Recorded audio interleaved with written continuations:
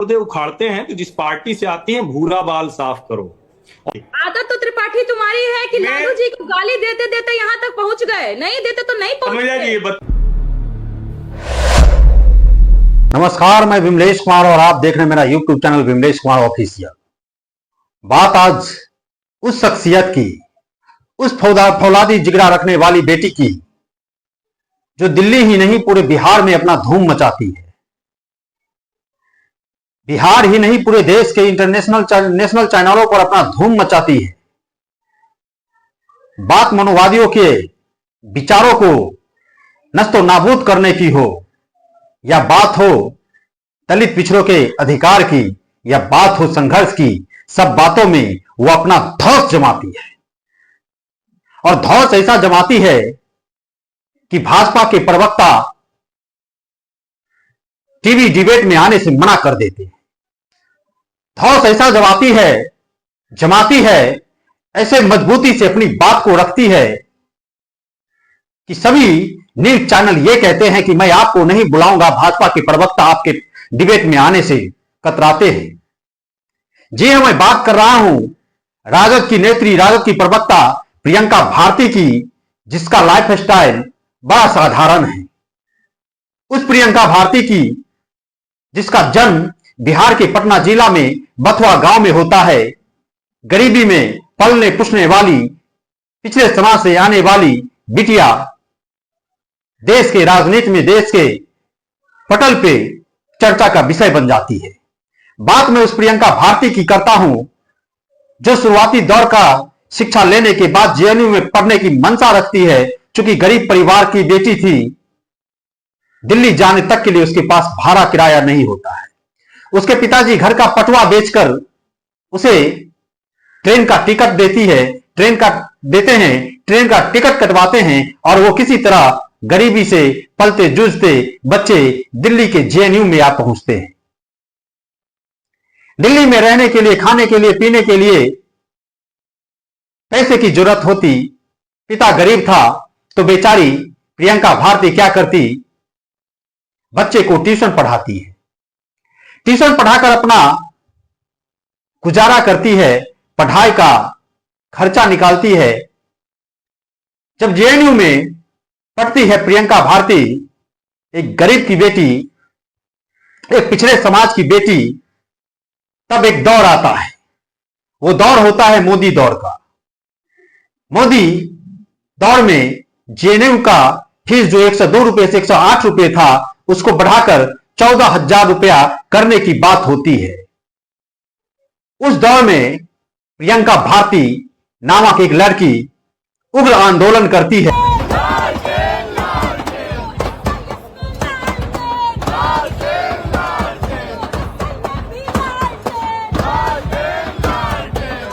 ऐसी आंदोलन करती है कि मानो देश के सत्ता पर विराजमान अहंकारी सरकार को नस्तो नाबूद करने की मंशा रखने वाली बेटी एक नारा देती है। नारा वो होता है कि इस देश में राष्ट्रपति की बेटी हो या किसी चपरासी की बेटी, सबको शिक्षा एक समान मिलने का नारा लेकर सड़कों पर उतरती है और आंदोलन करती है। आंदोलन इतना एग्रेसिव होता है, इतना जोश जुनून से भरा होता है कि प्रियंका भारती सबकी नजर में छा जाती है। प्रियंका भारती सबकी नजर में छा जाती है। प्रियंका भारती पर नजर लालू प्रसाद यादव और तेजस्वी प्रसाद यादव की पड़ती है। तेजस्वी प्रसाद यादव प्रियंका भारती से बात करते हैं और उसे कॉलेज की, यूनिवर्सिटी की चुनाव लड़ने की नसीहत देते हैं, और नसीहत मिलते ही प्रियंका भारती चुनाव लड़ती है और चुनाव जीत जाती है। उसके बाद तेजस्वी प्रसाद यादव और लालू प्रसाद यादव अपने राजद के तरफ से इसको प्रवक्ता बनाता है और देश के सभी न्यूज चैनलों पर जहां से आमंत्रण आता है वहां प्रियंका भारती को भेजता है। भेजने के बाद सभी न्यूज एंकरों की बोलती बंद करने के साथ साथ विपक्षी जो प्रवक्ता होते हैं तथ्य विहीन नहीं, तथ्य के आधार पर बात रखती है और सबकी बोलती बंद कर देती है। बहुत प्रकार के न्यूज चैनलों पे जाती है और बात ऐसा तथ्य के साथ रखती है कि मानो विपक्षियों का हवा टाइट हो जाता है, हवा गुल मुद्दे उखाड़ते हैं तो जिस पार्टी से आती हैं भूरा बाल साफ करो। आदत तो त्रिपाठी तुम्हारी है कि लालू जी को गाली देते देते यहाँ तक पहुंच गए, नहीं देते तो नहीं पहुंच गए। अरे भाई शांति से आप जवाब दीजिए। हर्षवर्धन त्रिपाठी जिससे लोग पैदा होते हैं ना, तो कहा जाता है देखो जातिवादी पैदा हो गया। नहीं कुछ भी दिखाइए, दिखाइए, वरना नाक रगड़ के माफी मांगिए। अरे ये सब हो जाता है। एक दौर ऐसा भी आता है जिस दौर में प्रियंका भारती के सामने बैठने की किसी भी विपक्षी पार्टियां के प्रवक्ता को हिम्मत नहीं होता है, पतलून गीला होने की बात हो जाता है।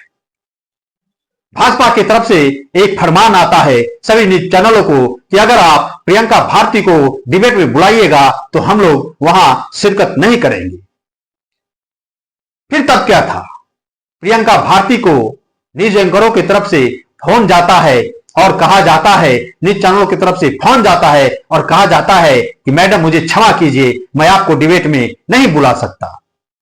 जब प्रियंका भारती इसका राज जानना चाहती है तो प्रियंका भारती को यह कहा जाता है कि आपके सामने किसी भी भाजपा का प्रवक्ता बैठने से कतराते हैं, आपके बातों का वो जवाब नहीं दे पाते हैं। बात इस तर्क के साथ रखती है कि मनुवादी विचारधारा के जो मीडिया होते हैं या मनुवादी विचारधारा के जो प्रवक्ता होते हैं उसकी तो सबसे पहले पतलून गीला हो जाता है।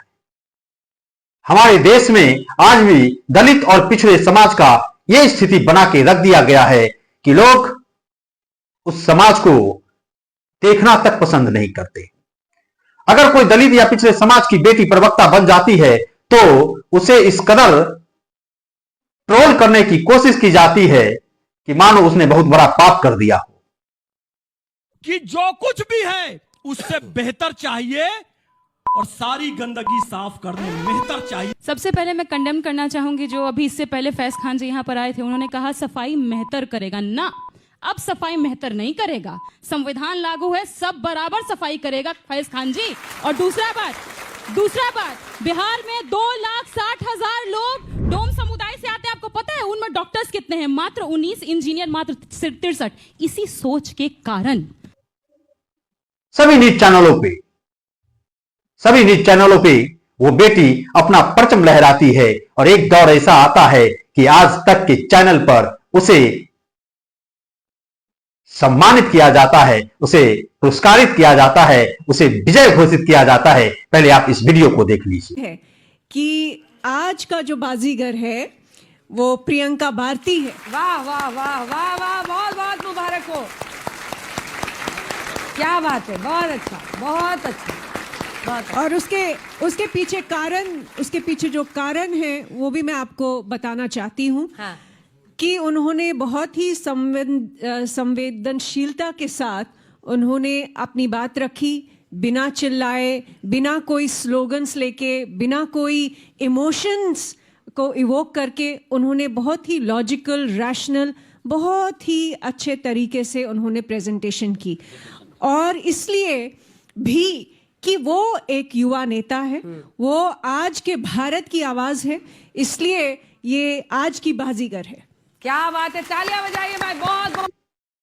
आपने इस वीडियो को देखा किस तरीके से एक पिछड़े समाज की बेटी को सम्मानित किया जाता है, हौसला, बुलंद हौसला के लिए, तथ्य आधारित बात रखने के लिए। यह हमारा देश है, ये हमारे भारत का लोकतंत्र है। लेकिन इस लोकतंत्र के खूबसूरती को बहुत सारे मीडिया चैनल, गोदी मीडिया हो या फिर मनुवादी विचारधारा के नेतृत्व करता हो, प्रवक्ता हो, दलित पिछड़ों का आवाज दबाना चाहता है। ये थी मेरी प्रियंका, ये थी इस देश की प्रियंका, ये थी पिछड़े समाज की प्रियंका, ये थी हौसला अफजाई करने वाली, हौसला बुलंद करने वाली सभी बेटियों की प्रियंका। इसी के साथ मुझे दीजिए इजाजत, फिर मिलेंगे अगले वीडियो में। तब तक मेरे YouTube channel Vimlesh Kumar official को सब्सक्राइब कर दीजिए। जय हिंद, जय भारत, धन्यवाद।